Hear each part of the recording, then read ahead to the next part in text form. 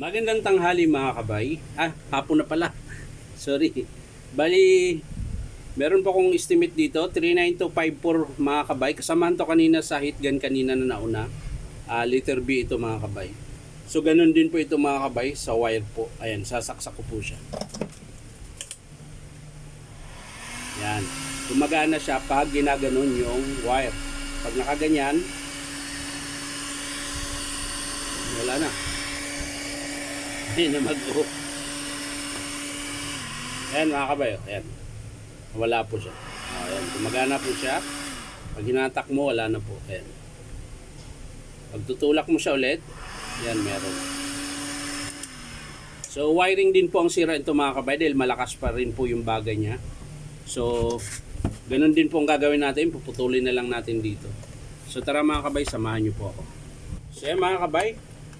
Nabuksan ko na po. Ayan, so diretso kaagad tayo dito mga kabay sa kanyang cord. Ayan.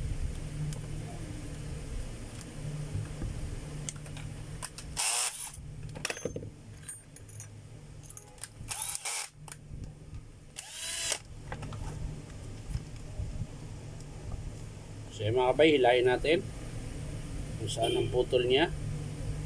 Yun, yung brown pa rin mga kabay. So saan siya banda? Dito. O, dito natin putulin.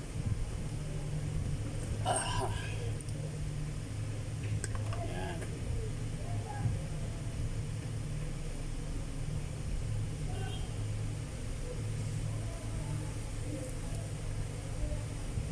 Ay, tigas din na.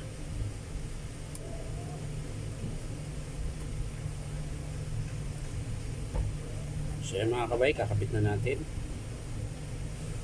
Madali lang po pag ganito lang ang sira.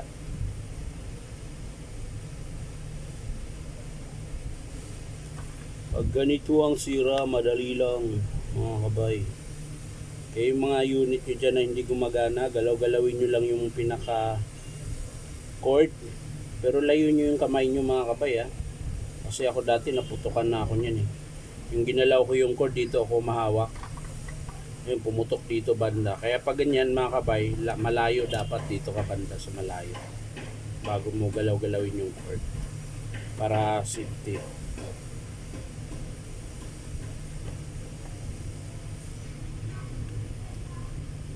Tapos sigpitan po natin ito mga kabay. Ayan. Ayan. Ayos na. Balik natin yung cord clamp.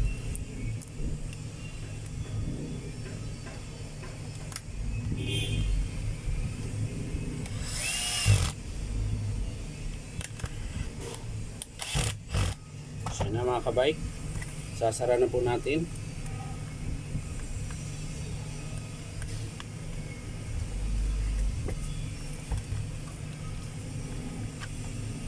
Yan. So yun na mga kabay, tapos na po. Nasara ko na po, so testing natin ulit. Yun o. Ay mga kabay, nagbabaga po yan. Ayan, tanggalin po natin yung baga. Ayan, wala na po siya.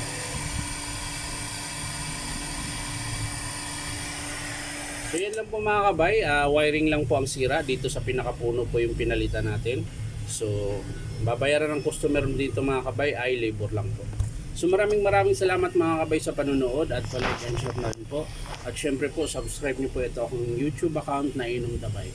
So maraming salamat. Bye bye.